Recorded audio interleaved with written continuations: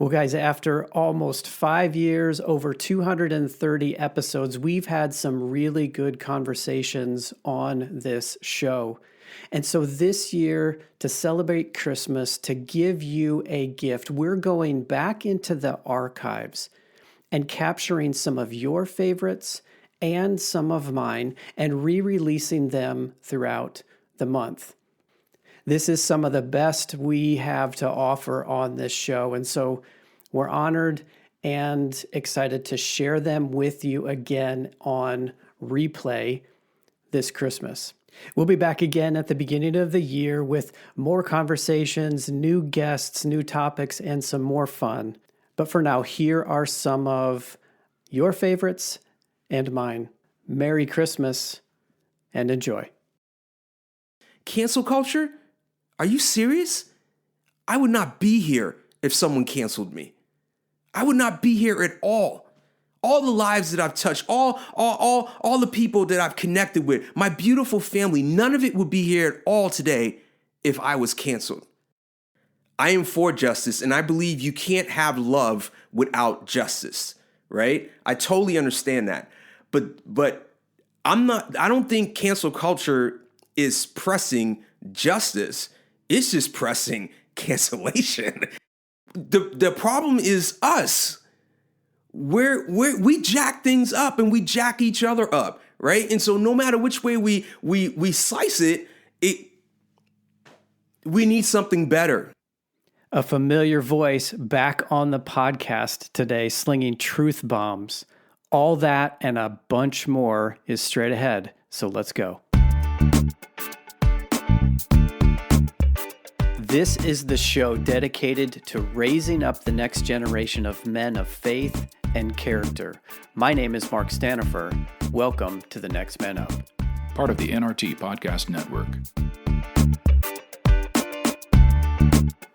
Well, hey guys, welcome to the Next Man Up. So good as always to have you with us once again today.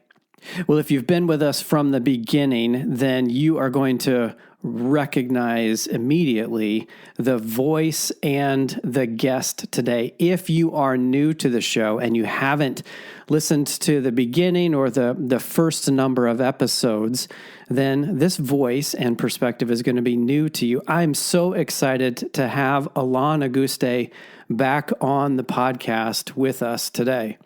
Alon is a co-founder of the show. He's a great friend of the show, of what we're doing. He's a personal friend of mine. And like I said, I'm excited to have him back. For those of you that don't know, Alon does a number of different things, but during the day, he spends his time with a charter school here in the Metro Columbus area, working as a culture coordinator.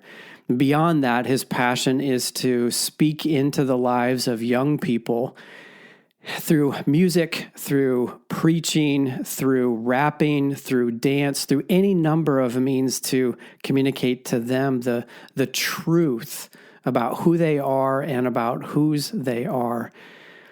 And our conversations always come at the topic at hand from a different perspective when Alon is involved. That's because he sees things differently and he challenges each of us, including me, every time to see things differently as well. Today's topic around cancel culture is no different. I came into the topic thinking one thing, Alon comes into the topic thinking something different. And I think in the end, what we get to is a good place, a way to understand what cancel culture is, a way to confront it, and also ultimately a way to offer something better. Well, like I said, I'm excited to have Alon back and to share him with you. Whether you're a longtime listener or more recently part of this community, you are going to enjoy Alon's perspective on confronting cancel culture. So let's get to it. Here we go. Alon Auguste, Confronting Cancel Culture. Well, Alon, what a pleasure to have you back, man. It's so good to see you, have you back in this space and to be doing this together again. Thanks for coming back and paying us another visit. Thank you, man. Thanks for inviting me, dude. I was like, man, I hope he's gonna ask me sometime to come back. Did I do that bad of a job? No, I think we left that door open, right? We did. We were totally good terms. It was awesome, man. But I appreciate it. I woke up this morning with a smile on my face, like, wow, I'm about to go and hang with Mark and do an episode again on The Next Man Up. I'm excited about this. This is like a coming home like story for me. So this is good. Thank you for inviting me. Well, I'm excited too. I told you this when we were talking before. It just kind of thinking through and in preparation that I always value your perspective and your opinion. And what we're going to get into today, it's going to be pretty evident that, I come into the discussion thinking one thing and you come in thinking something different. And rice and beans, buddy. Go together well. Rice and beans. And I love that about you because you're always challenging me, and I think you're challenging the listeners as well to see it differently. Thanks, Mark. Don't just settle for this perspective. Mm-hmm. What about if you could see it differently? And I love that challenge. I've missed that challenge, and so I'm happy to have you back for a challenge today. Let's get it going then. So the topic that we're going to lean into is cancel culture. And as I've been thinking about what's going on in our culture and culture in general and the cancel culture specifically, which we'll unpack here as we go, I felt like for a long time I've been wanting to address this. Mm-hmm. And in this medium, on this platform, this topic, and I know you always have a pulse on culture. And again, back to that different perspective. You've got a different perspective on this cancel culture thing, right? This movement, if you will, that's kind of taken hold over the last couple of years. And so I think we're going to come at this in a way that maybe the listener isn't going to expect, but it needs to be. We need to talk about it. Yeah. At least I think so anyway. And I see you nod in your head and I hear your voice as well. Yeah, Mark, thanks, man. I think working with young people, being a culture coordinator at a middle school and elementary school, I don't know, it's just, I feel like I get to see the beginnings of things. And then I hang with adults and I watch the world go, and I look at these young people and I see where we're heading, and I go, oh man, we're setting them up for some serious trouble if we continue to head down this road. In particular, when it comes to cancel culture, if you're wondering what cancel culture is, it's when through media, social media, in person, someone is basically ostracized or considered like an exile because of an action or because of statements that they made, whether it's now or it could be 20 years ago. Things can surface, and if the general public finds it to be offensive, to be not culturally appropriate, then that person just gets so-called canceled. Yeah. And so what that means is you could have 100,000 followers on some social media site, and all of a sudden you're down to zero. Yep. You can be like a famous music artist with millions of listens a day per song, and then all of a sudden no one listens to you. You can have an amazing talk show. You could, just name it, and you can get canceled. And part of it, I think is there's so many ways to look at this. And as I've been thinking about this, Mark, there's so many ways to go, so many different avenues to talk about this with. But let me try to zero in here. So when you think about it, there's this sense of justice that kind of comes to the surface when someone is canceled. Like this sense of you did something wrong.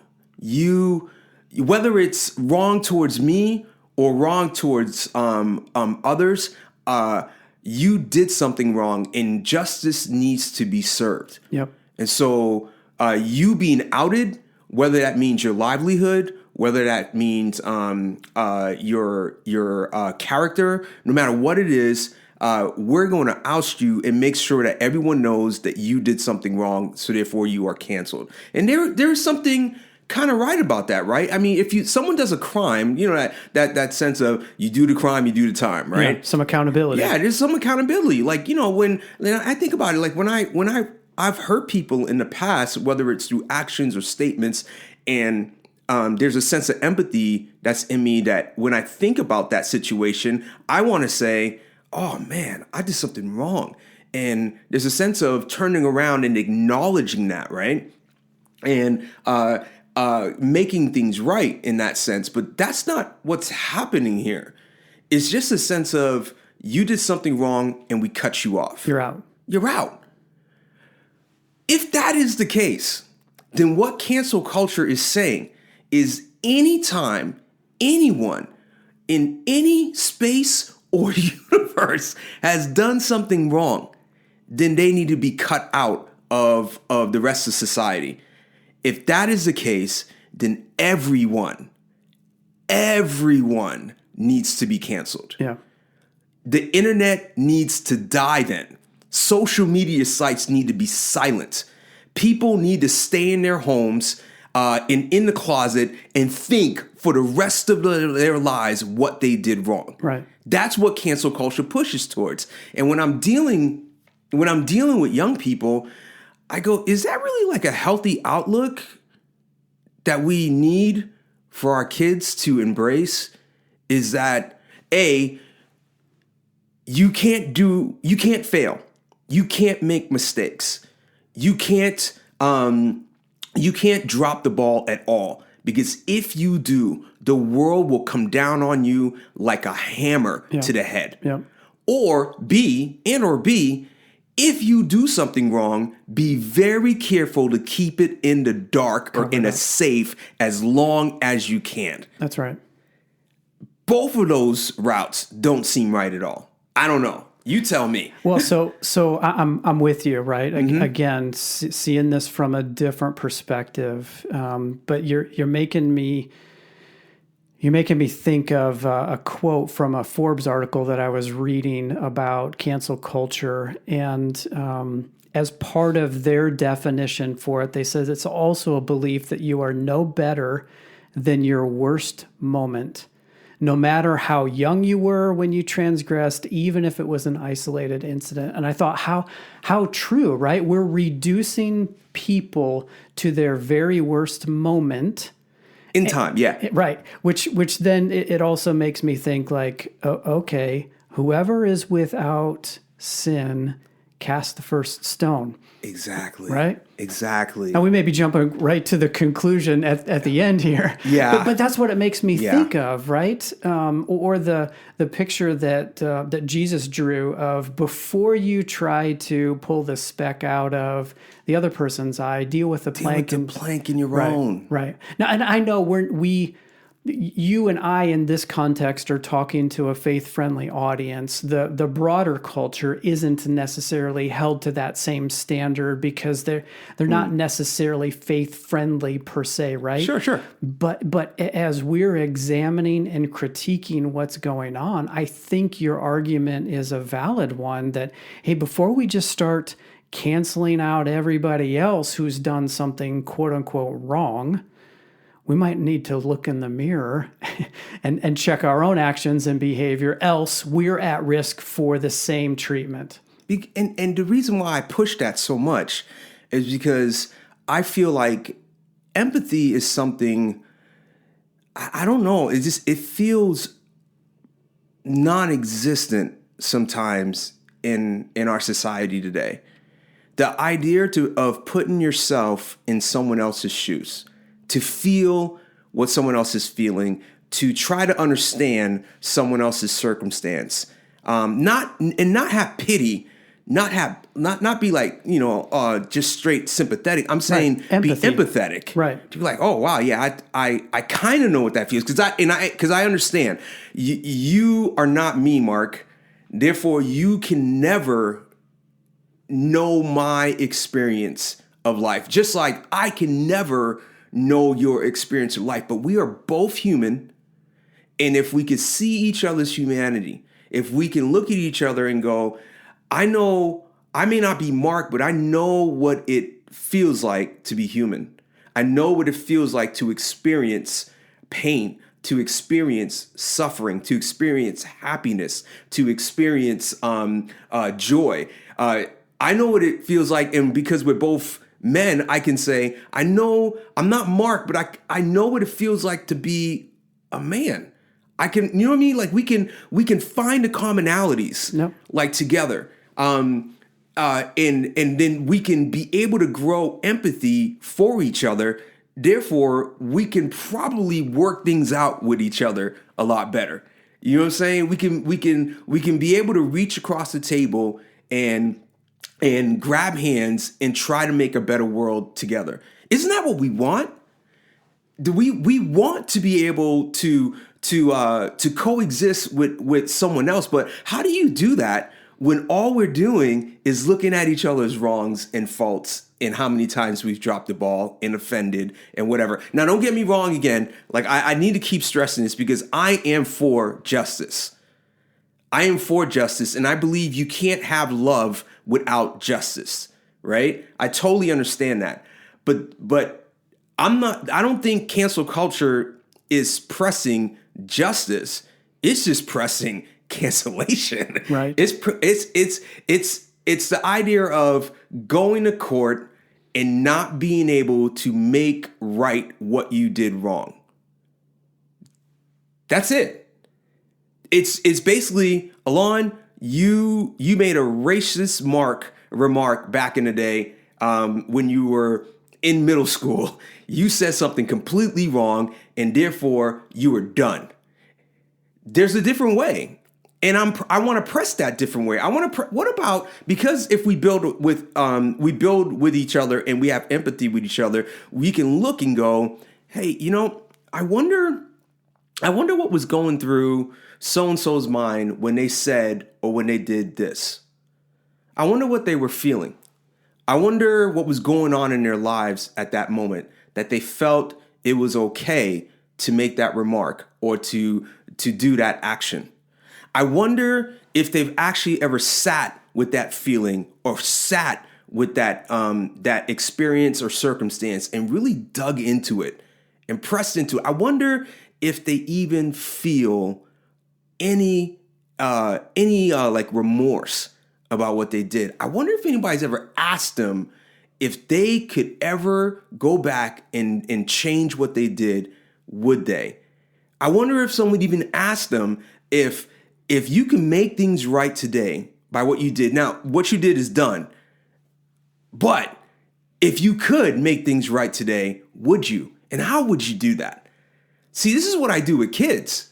This is what I do in the school that I work at. I take a kid who's done something that others would say, oh my gosh, that's incredibly horrendous what that child did. I would never allow my child to do that. I would never, in the shame and the guilt that gets heaped upon that kid, I take that child and I sit that person down and I walk through them. What was going through your mind when that happened? And when you did that, when you said that? Do you know how that might have made this other person feel? How would you feel if someone did that to you? What would you need for someone to make things right with you if they did that to you? How could you make things right? Well, let's go do that. I give them a chance to correct the wrongdoing, to make things right. Not say change in a sense of erase or rewind time. I'm talking about doing something in the now to make things right for what you did. That's the world I want to live in. That's the world that I think a lot of people want to live in. But if we go down the road of cancel culture, you can't have that world.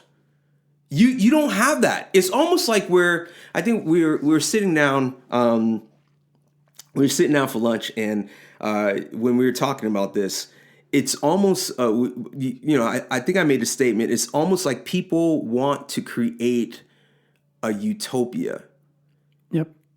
In a sense of like, just excommunicate, exile all the bad, the evil, and whatever, and have this perfect world with nothing wrong, where we all sit down and we're happy with each other.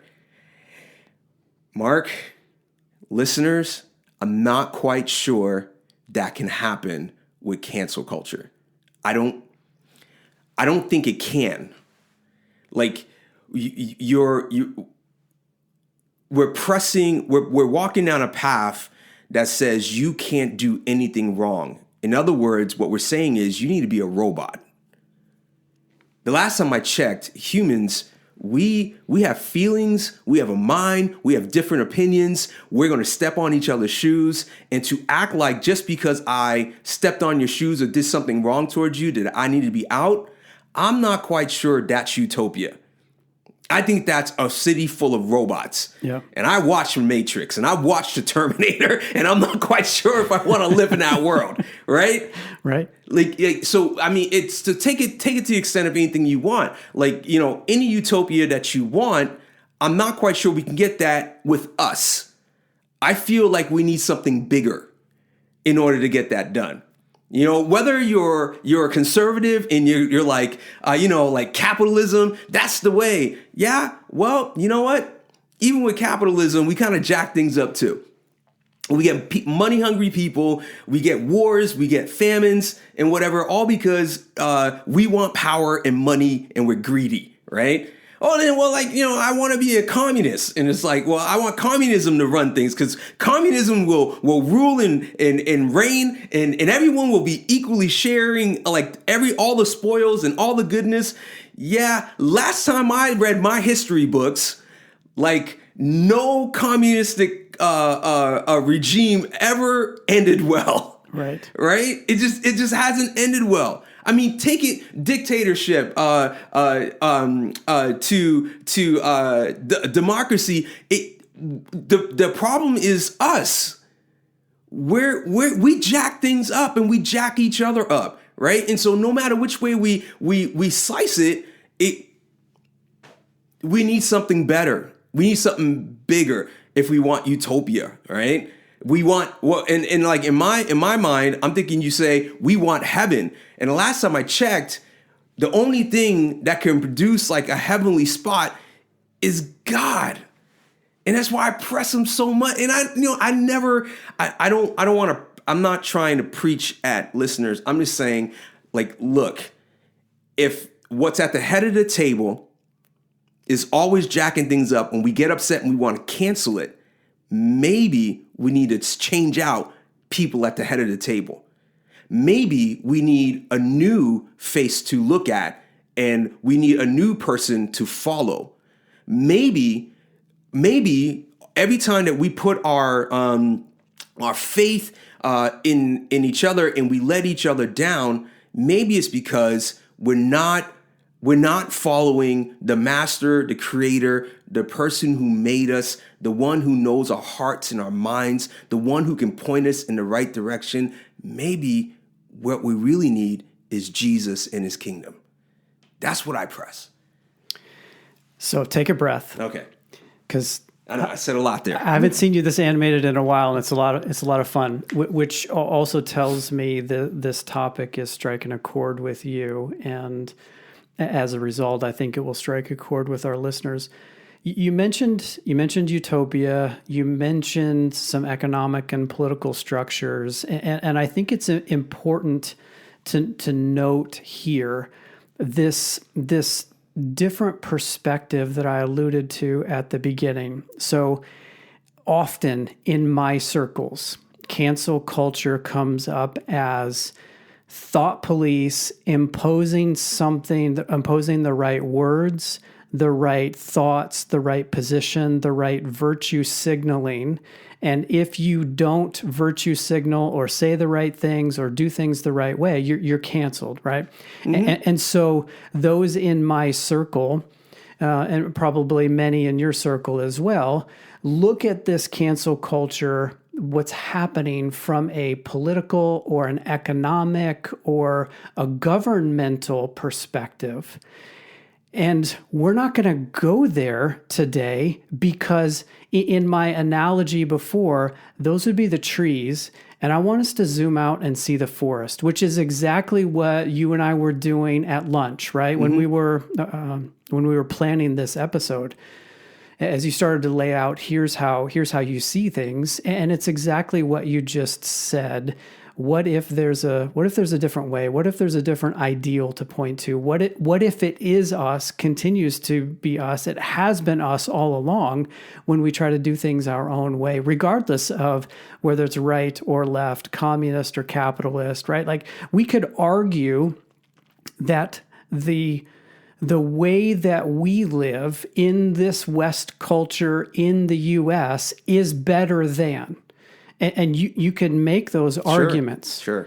And those of us that are bristling now, seeing some of our rights and privacies seemingly infringed upon, can easily point the finger and say, it's the cancel culture problem. It's the other side, right? Whatever side, it's the other side.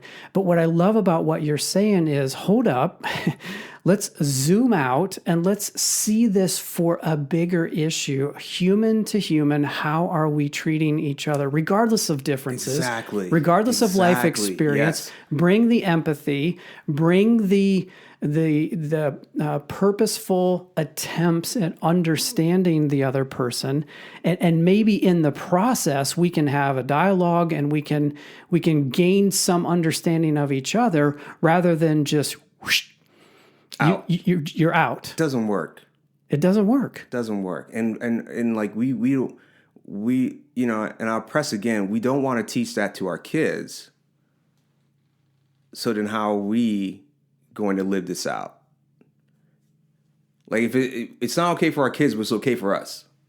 So you're talking about us as fathers, us as men, setting an example. Say more about that. Where are you going? What's going through your mind when you say that? Well, you know, so listen, first off, you know, young people are smarter than we adults think.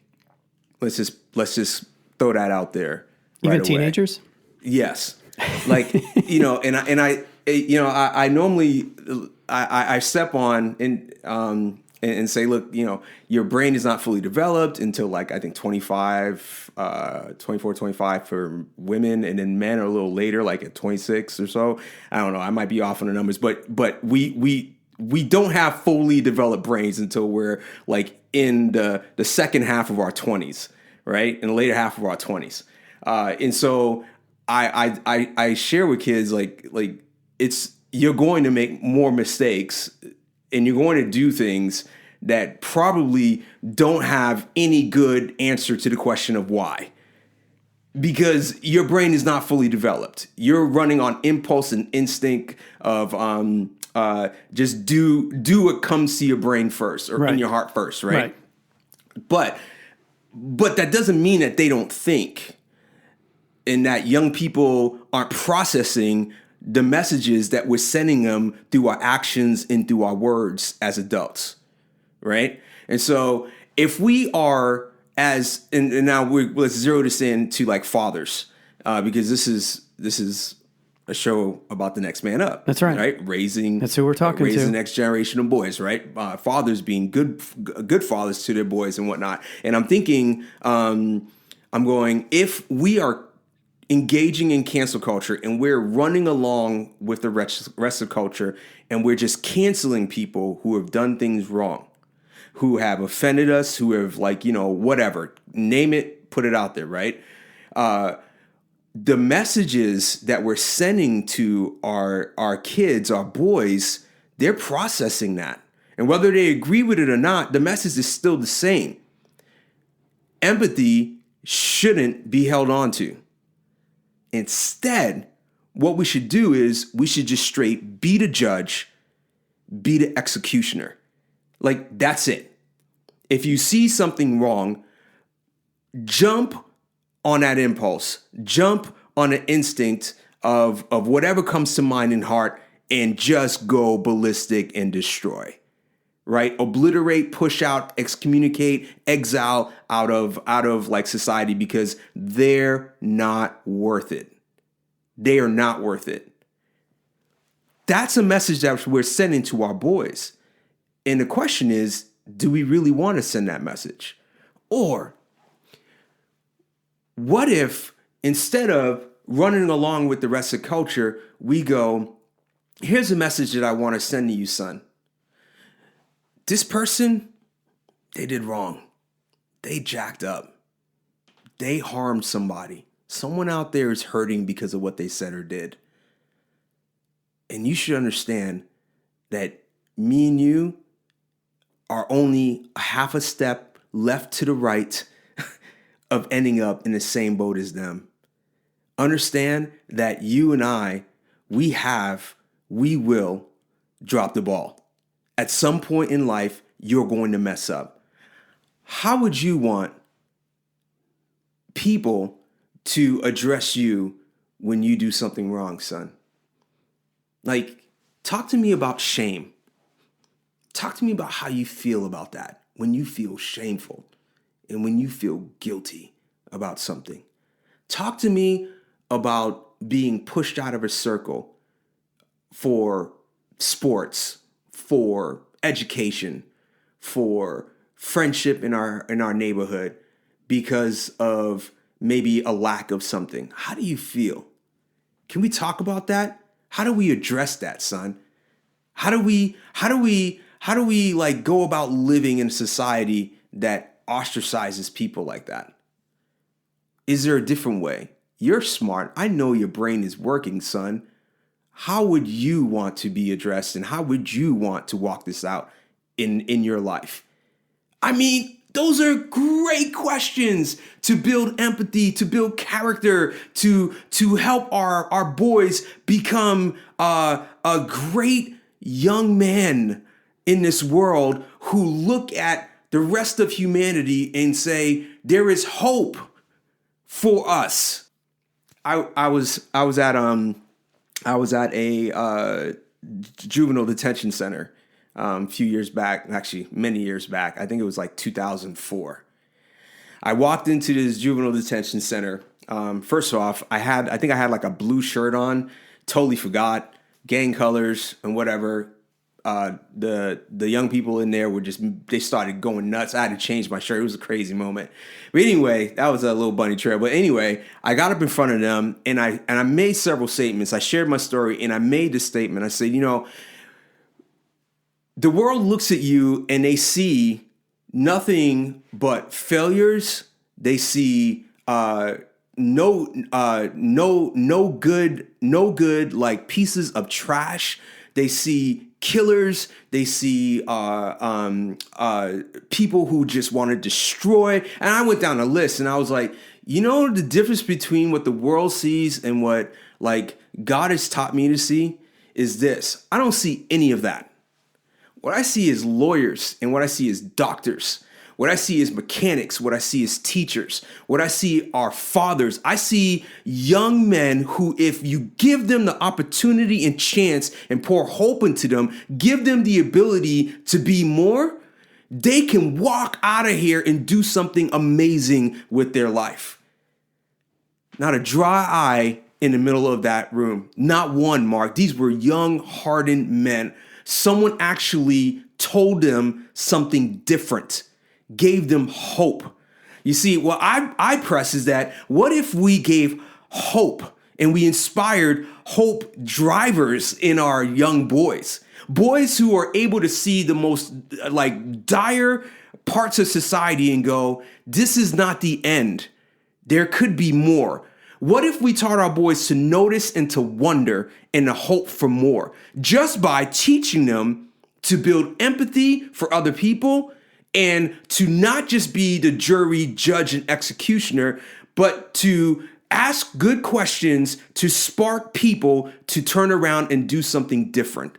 That's what happened with me. I was aiming down a road that would have left me dead.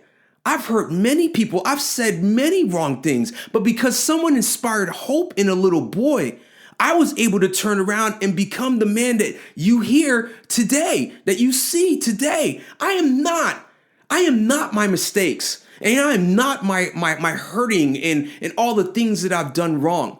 I am Alon. And who is Alon? Alon is a man who has been inspired by hope, who lives and walks out love, who has all of a sudden learned how to trust and to build trust with others. I am not that young boy that I used to be, but it's only because someone gave me a chance. Cancel culture? Are you serious? I would not be here if someone canceled me. I would not be here at all. All the lives that I've touched, all the people that I've connected with, my beautiful family, none of it would be here at all today if I was canceled. Listeners, if you're like, man, you sound really passionate, you sound way too excited, this is something that is near and dear to my heart, as you can see, and it wouldn't be right if I wasn't passionate about teaching a different way besides this cancel culture that's out there. It wouldn't be right at all. And so if you're like, wow, he sounds wild, I apologize if it's too much for you, but please hear the message in it. This ain't the way to go. We need a better way. And there is a better way. We just need to walk it. I think it's also important to remind folks where you started in this conversation, which is passionately about justice as well, right? Yeah. It's not cancel culture as bad, full stop. It's that there's something better, and that better still requires accountability for actions. There are consequences for decisions. Yeah. You do something that rubs people wrong, then okay, you're offensive. You do something that goes against the law, well then there's there's criminal consequences there too, right? So absolutely. You are not at all suggesting that we endorse an environment without justice, without accountability, without responsibility. What you're saying loud and clear is, although it seems to be popular today, cancel culture is not the way to go. Is this not what cultures have done, societies have done, people groups have done to other people groups for millennia? Yes. They might not have had Twitter or YouTube or Instagram right? or whatever's out there. They might not have been able to leverage algorithms to do it, but it happened. It happened. So this concept isn't... It's not new. It's not new. We have a fancy word for it now called cancel culture, or call-out culture is another way to... I've seen it described, but it's not new. We've been dealing with this for a long time. And it's funny, but I know not everybody out there follows Jesus and is a believer and whatnot, and so I get that. But Jesus did talk about this idea of forgiveness. As we, there's a phrase that he used. He said, basically in layman's terms, you should ask for forgiveness, but you should also learn to forgive others. And I remember being young and perplexed by that. I think I was 16, wrestling with this idea of forgiveness after the trauma that my family inflicted on me. Forgiveness. And so I say that because I'm walking it. It's not that I've walked it. I'm saying I'm walking it. It's a continual journey to walk out forgiveness. And what I found, though, about forgiving people and being a person who maybe not is quick like a draw to forgive, but walks through the process of forgiving, is it's not only about the other person, but it's also about me. It's about me not allowing this eternal, dark, bitter hate, and whatever you want to call it, to grow in me, that it poisons me. and destroys me and stops me from being all that I was born to be. Like so I get it, because I can hear some listeners out there go, so what about the ones who are committing sexual assault and harassment and the racist remarks? And I go, look, I get all that. I understand. And like you said, Mark, that's why I believe in justice. I think it's right that we face the things that we've done wrong and be held accountable. I totally agree with that. But then there's another part, though.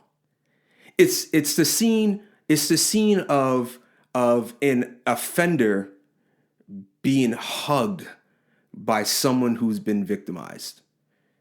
It's the scene of me at 16 walking into my mom's apartment, having her come home, not seeing her since I was 9, and be full of anger and full of rage towards her, and yet not walk that road, instead walk the road of, for what is better for you and what is better for me is to begin to walk out a road of forgiveness towards you. Not saying what you did is right, not saying that it was okay, because it wasn't. But the best way for you and I to move forward is for me to look at you and have some empathy, to have some connection as a human being, and go, yeah, maybe if I was in your shoes, wow, I get it. It ain't right. I get it. And for the health of you and me, I want to start forgiving you. I want to see if maybe possibly you may be able to live better and to do better. I want to give you that chance. That's powerful. It is powerful. That like, that to me, like, is where it's like cancel culture, if we're in the gym, is pushing 10 pounds of weight. This other thing that I'm talking about, forgiveness, that's more pushing like 500 pounds of weight. That's power. That's strength. That, if you allow that to grow in you, what a strong person you can become. What a better person you can become. To learn to love. And remember, you can't have justice without love. You can't have justice without love. And honestly, you can't have love without justice, right? Like, if we can learn to grow that in us, what stronger, loving, just people we can have living on this planet. I want that world. The question is, listeners, what do you want? Where do you want to head? And if cancel culture seems like it, well, have at it. You're entitled to whatever you want to do. But if you're listening and you're going, man, these two might have a point here, I'm going to challenge you. I'm going to encourage you to step into it and begin to do your own research, to begin to walk it out for yourself, and then begin to teach it to your son and your children, and see what happens. See what a difference it can make in our world. So I love where you've been in your remarks so far, but I'm left with a question I would appreciate your response to. Sure. And it's this: what happens when I'm the one that gets canceled?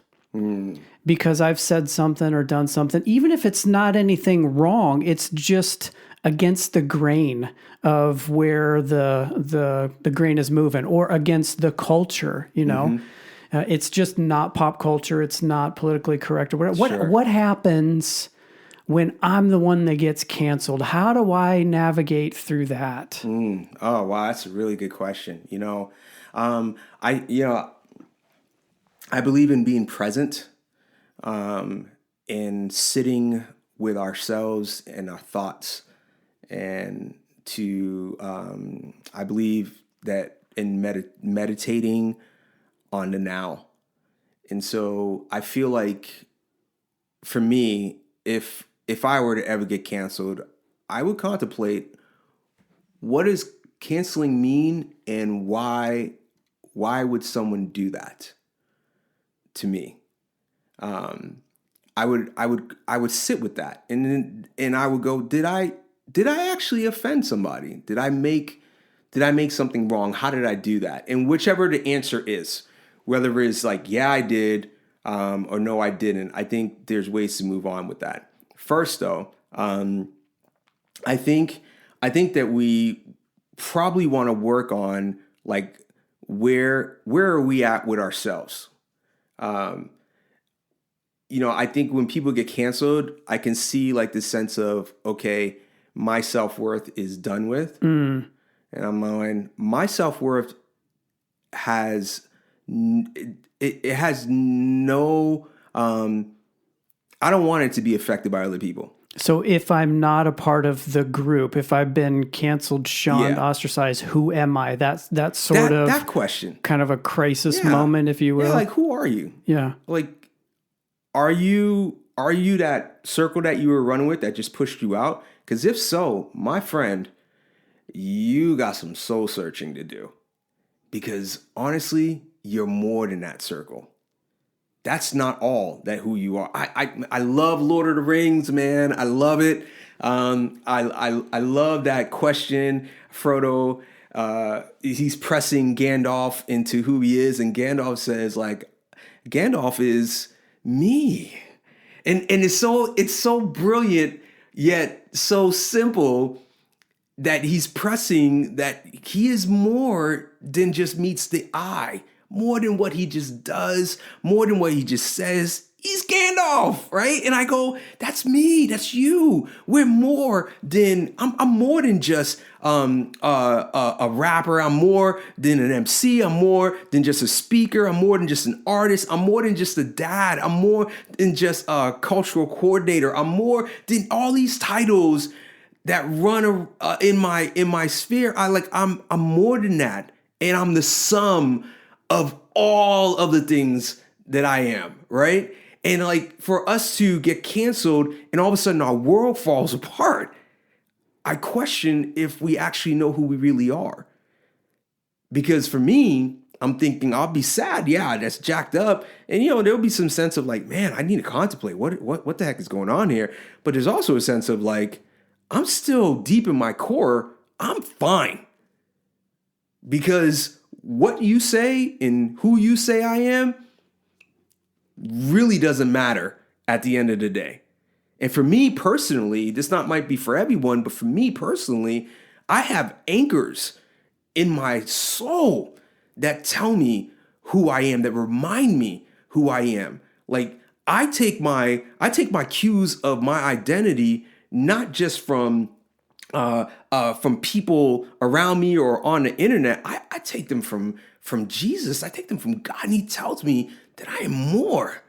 I am more than what people are saying. So there's that sense, right? Yeah. So, and then like if I find out that, as I'm contemplating, I look at things and I go, okay, knowing who I am, I'm good. I know who I am. I'm a good person. I'm more than just good. I'm Alon. I'm good, right? Like, I can then look at the situation and go, if I did something wrong,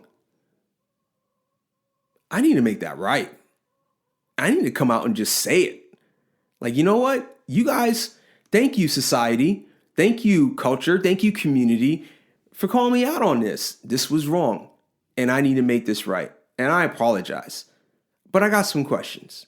Have any of you ever done anything? I would go in, man. I know you would. I'd be like, have any of you ever done anything? Maybe you can give me some tips on how to make things right. Right. Like, how did you go about with the holding of the shame and the guilt of what you did?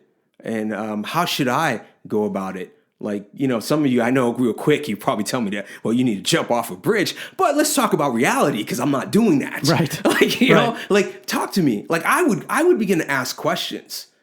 I would throw it out there, because I think that we should always press to build that empathy between each other. I think it's important that we do that. I think we need people to see, like not manipulate, but people to see, like, dude, yeah, you messed up, but so haven't I. So what do we do now? Right? how do we walk this thing forward? And then if you didn't do anything wrong, like, and you're actually pretty solid, like, I would still ask those questions. Like, so is it more that I did something wrong, or is it more that I offended your opinion? Those are two separate things, my friend. Two different things. And if I offended your opinion, I wonder if it's okay that you and I have different opinions. And I wonder if we who are having two different opinions, we can talk, we can acknowledge our differences, and we can engage in friendly debate to come to better understanding of why you have an opinion the way you do and why I have an opinion the way I do.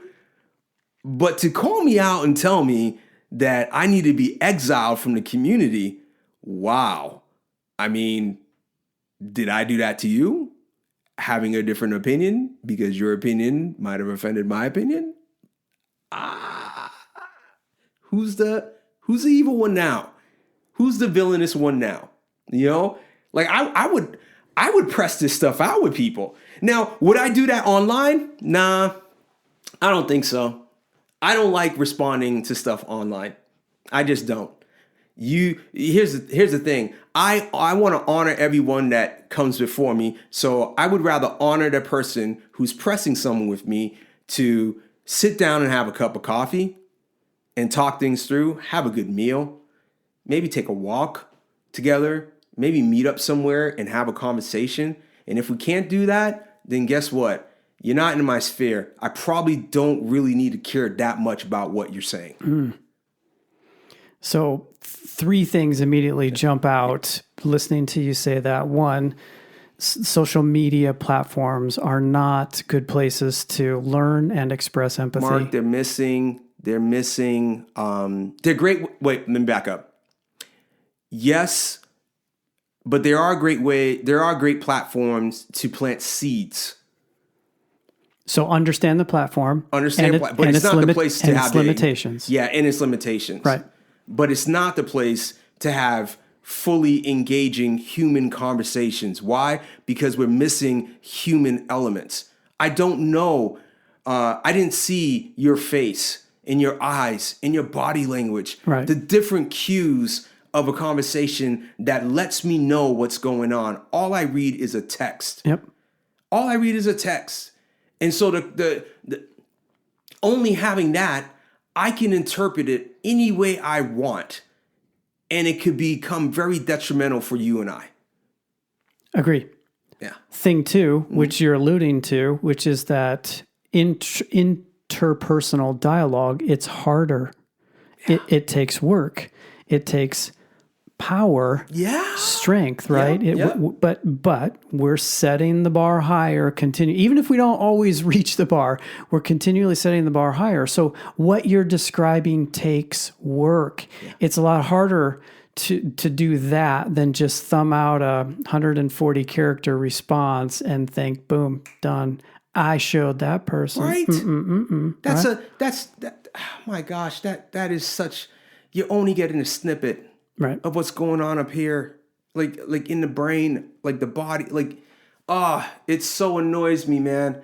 It's so I tell this. I just triggered you. Yeah, it annoys me because like I feel like we're doing ourselves a disfavor. Like I watched on Twitter once where 2 people were arguing about who's the greatest basketball player, and it ended up with one of them challenging the other to come to their city, and the other one meeting that challenge because they weren't actually that far away. And I don't know how the story ends, but I'm going, is this how we want? Doesn't that sound like 12 and behind the middle school? Yeah. On the playground. It sounds barbaric. Are we not better? Are we not better? And you know the thing is, here's the thing, like, you know, you said that it takes work, right? Yes. It is. It's effort. It means like putting in some work to have a conversation face to face and to talk things through. And I go, wow, we've really lost that art. Yes, we have. We lost that art. And then we wonder why our kids will do things and say things on social media that confound us and make us just go, oh my gosh, where did you learn that horrible thing? Like we taught it. We taught them. We taught them how to do this. We taught them how to approach each other. And in our brains, we blow up and then like, oh, we need to censor. We need to do this. We need to do that. No, we need to be better human beings to each other. That's plainly it. And that takes work. So guess what? We have to stop being lazy. You, I, everyone. We just need to stop being lazy. We need to work out what it is to be human, and we need to do it together face to face, not online. So here's thing 3. And that is simply understanding who you give power to speak into your life or to speak into your mind. Yeah. Right? Mm-hmm. And if there is somebody that you're having a disagreement with and a debate with, or receiving attacks from, right? It's so easy to just post an attack, whether they call it or we call it cancel culture or not. It's so easy to express your opinion about somebody else. And in order for us to be stronger, better humans, we need some resiliency and some strength and some mental power to be like, I read your words, I hear your words, but I don't give them a foothold in my mind because you and I don't have a relationship. You don't have the ability to speak into my life and critique me that way because we don't have a relationship. We don't know each other. Right? And that doesn't mean I have to quote unquote cancel you. No. But I don't have to listen to you, and I don't have to believe what you say about me. Whose voice are you listening to amidst the chaos? The one that you're listening to. Right. Like that's plainly it. And honestly, like if I don't got relationship with you, if you don't know me, I tell young people all the time when I'm speaking to them, it's like, I don't want to come in here and speak to you with the sense that I have authority to speak to you because I don't. You don't know me and I don't know you. So hopefully in this time, as you get to know me, you can decide for yourself on whether or not you're going to listen to me. Yep. You know, and like if you don't have any authority in my life to say anything, chances are I'm not going to let you into my heart. I'm not going to let you into my mind. I may maul on something that you say that maybe I go, that is interesting. I'm going to meditate on that one. That's an interesting thought. I might do that because I'm an open guy and I hold things very loosely, right? And so I might do that. But as far as you have an authority in my life and I don't know you, yeah, fat chance, bro. Yeah. That's not happening. Yeah. And that's the way I live my life. And I wonder if others need to live that way too. You know, I can't change the world. I remember people used to tell me, you're a world changer. And more I got older, I'm like, you're a liar. You know, like, dude, I am not Iron Man. I am not like, I'm not Thor. I'm not Captain Marvel. I'm Alon, man. I'm just a dude in his 40s who's trying to just do right. I'm trying to live this life the best I can. And what I know though is I can affect my sphere of influence. And I can embrace and pour in and love my family. I can love in my neighborhood and do what's right in my job and whatever. But like in those circles of influence, you better believe that I'm teaching forgiveness. You better believe that I'm teaching about making things right. You better believe I believe that we can repair things, that we can have justice, but we got to have love at the same time. I believe in all those things. And so I work that out. This is the way that I bring change in the world. Maybe it's a way that other people can too. What a fun 60 minutes. Just to listen to you tease this idea out. I know you work with kids, and I love the picture that you painted about working with kids and then seeing adults and then connecting the dots, right? Like, what are we teaching them to do? Clearly, the adults were taught or guided in a certain direction. Are we moving our kids in a better direction? Are we moving them in a worse direction, in the same direction? Anyway, I love the picture you painted that and the perspective that you bring about justice in partnership with love, about living a better way. And I doubt that most people that enter a conversation around cancel culture come into it thinking there's hope and there's opportunity. And yet that's exactly how you come into this, right? That there is opportunity here. It's not Pollyanna and the sky is falling and woe is me. It's like, oh, hey, we have a moment. We have a moment and we can capitalize on this moment if we're paying attention, if we're leaning in, if we're strong in who we are, in our identity, and we're mentally resilient, to not just receive some of these things as personal attacks or let our opinions be offended. Exactly. But we have a moment, and a good moment. It is a good moment. Listeners, I told you we would come at this from a different perspective. Guaranteed that's what you get when interacting with Alon.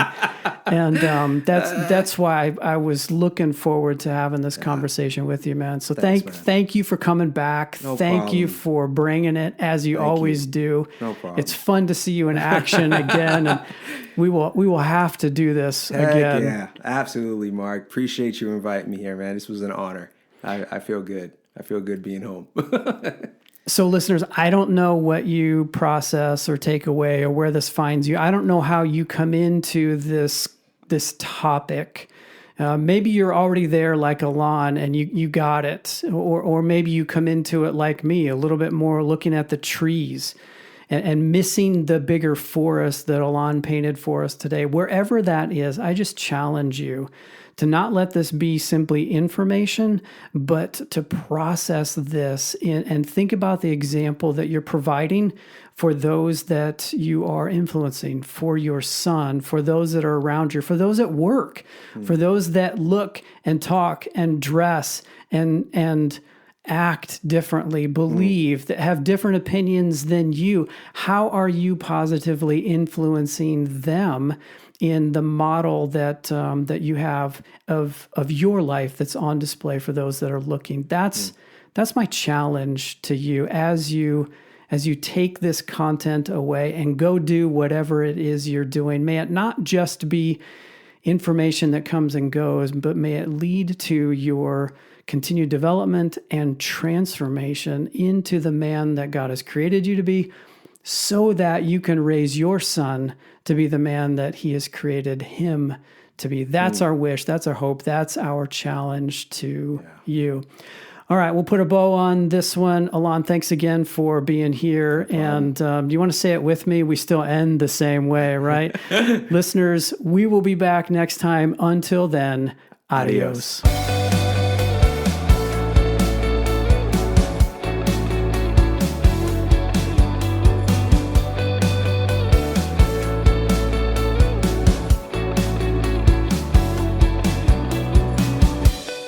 To send us your comments or questions, you can email us at feedback@thenextmanup.com. The theme music is by Jacob Stanifer at Jacob Stanifer Music, and this show is part of the NRT Podcast Network.